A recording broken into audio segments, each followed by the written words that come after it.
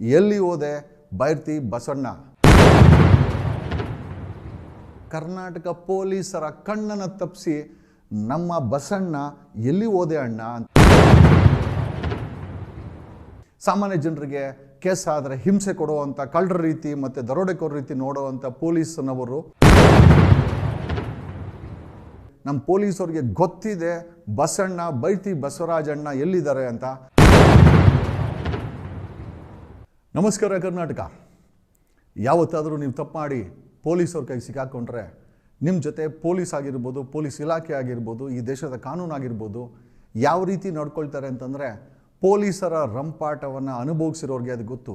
ಯಾವುದಾದ್ರೂ ಒಂದು FIR ಬಿತ್ತು ಅಂತಂದರೆ ನಿಮ್ಮ ಮನೆ ಸುತ್ತಮುತ್ತ ನಿಮ್ಮ ಮನೆ ನುಗ್ಗುವಂಥ ಪೊಲೀಸರು, ಅದೇ ದೊಡ್ಡವರ ಮೇಲೆ ಒಂದು FIR ಆಯಿತು ಅಂತಂದರೆ ಅಥವಾ ರಾಜಕಾರಣಿಗಳ ಮೇಲೆ FIR ಆಯಿತು ಅಂತಂದರೆ, ಅವರುಗಳ ಮೇಲೆ ಏನಾದರೂ ಒಂದು ಕೇಸ್ ದಾಖಲಾಯಿತು ಅಂತಂದರೆ ಅವರ ಜೊತೆ ಯಾವ ರೀತಿ ನಡ್ಕೊಳ್ತಾರೆ ಮತ್ತು ಸಾಮಾನ್ಯ ಜನರ ಜೊತೆ ಯಾವ ರೀತಿ ನಡ್ಕೊಳ್ತಾರೆ ಅನ್ನೋದಕ್ಕೆ ಒಂದು ಸೂಕ್ತ ಉದಾಹರಣೆ ಪೋಕ್ಸೋ ಆರೋಪಿಯಾಗಿದ್ದಂಥ ಯಡಿಯೂರಪ್ಪನ ಜೊತೆ ಸರ್ಕಾರ ನಡ್ಕೊಂಡಂಥ ರೀತಿ ಆಗಿರ್ಬೋದು. ಇವತ್ತು ಒಂದು ನ್ಯೂಸಲ್ಲಿ ಇರುವಂಥ ವ್ಯಕ್ತಿ ಅಂತಂದರೆ it's none other than Biklu Shiva murder ಕೇಸ್ನಲ್ಲಿ ಬೈರತಿ ಬಸವರಾಜ್ ಅವರು ಹೈಕೋರ್ಟ್ಗೆ ಅಪ್ರೋಚ್ ಮಾಡಿದರು ಬೇಲ್ಗೋಸ್ಕರ. ಹೈಕೋರ್ಟು ಬೇಲನ್ನು ನಿರಾಕರಣೆ ಮಾಡಿ ಟ್ರಯಲ್ ಕೋರ್ಟ್ಗೆ ಅವ್ರನ್ನ ಸರೆಂಡರ್ ಮಾಡಲಿಕ್ಕೆ ಆದೇಶವನ್ನು ಕೊಟ್ಟು ಆದೇಶ ಕೊಟ್ಟಂಥ ಇಂಪ್ಯಾಕ್ಟ್ ಆಗಿ ಈಗ CID ತಂಡ ಬೈರತಿ ಬಸವರಾಜನ್ನು ಹುಡುಕ್ತಾ ಇದ್ದಾರೆ.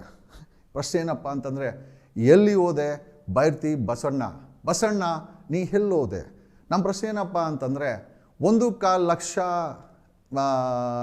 ಐ ಥಿಂಕ್ ಸ್ಟ್ರೆಂತ್ ಇರುವಂಥ ಬೆಂಗಳೂರಲ್ಲಿ ಬೇರೆ ಪ್ರಪಂಚದಲ್ಲಿ ಯಾವುದೇ ಪೊಲೀಸ್ಗಿಂತ ಸ್ಕಾಟ್ಲ್ಯಾಂಡ್ ಪೊಲೀಸ್ಗಿಂತ ಒಂದು ಎತ್ತರ ಇರುವಂಥ ಕರ್ನಾಟಕ ಪೊಲೀಸರ ಕಣ್ಣನ್ನು ತಪ್ಪಿಸಿ ನಮ್ಮ ಬಸಣ್ಣ ಎಲ್ಲಿ ಹೋದೆ ಅಣ್ಣ ಅಂತ ಕೇಳಬೇಕಾದಂಥ ಪರಿಸ್ಥಿತಿ ಐ ಥಿಂಕ್ ಕರ್ನಾಟಕಕ್ಕೆ ಬಂದಿದೆ.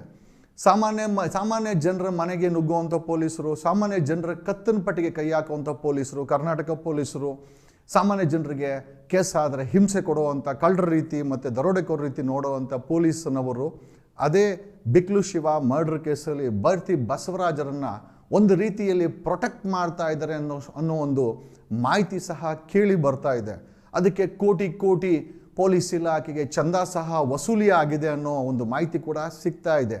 ವಿಚಾರ ಏನೇ ಇರಲಿ, ದೇಶದ ಸಂವಿಧಾನದ ಕೆಳಗಡೆ, ದೇಶದ ಕಾನೂನು ಕೆಳಗಡೆ ಯಾರೇ ಆರೋಪಿ ಆಗಿದ್ದರೂ ಕೂಡ ಅವರ ಜೊತೆ ಸಂಬಂಧಪಟ್ಟಂಥ ಪೊಲೀಸರು ಕಾನೂನು ಕ್ರಮ ಜರುಗಿಸಲೇಬೇಕು. ಇಷ್ಟೆಲ್ಲ ಆದರೂ ಕೂಡ ಕಳೆದ 3 ದಿವಸದಿಂದ ಬಸಣ್ಣ ಅಲ್ಲವನೇ, ಬಸಣ್ಣ ಇಲ್ಲವನೇ, ಬಸಣ್ಣ ಅಲ್ಲಿ ಬಚ್ಚಿಕೊಂಡವನೇ, ಫುಲ್ಲು ಹುಡುಕ್ಬಿಟ್ಟಿದ್ದೀವಿ, ಪೂನಾದಲ್ಲಿ ಬಚ್ಚಿಕೊಂಡವನೇ, ಇವಾಗ ಎತ್ತಾಕೊಂಬತ್ತೀವಿ ಆವಾಗ ಎತ್ತಾಕೊಂಬತ್ತೀವಿ ಅಂತ ಕಾಗೆ ಆರಿಸ್ತಾ ಇರುವಂಥ ಕರ್ನಾಟಕ ಪೊಲೀಸರು, ಬೆಂಗಳೂರು ಪೊಲೀಸರು ಮತ್ತು CID ಅವರು ಉತ್ತರ ಕೊಡಬೇಕಾಗಿದೆ.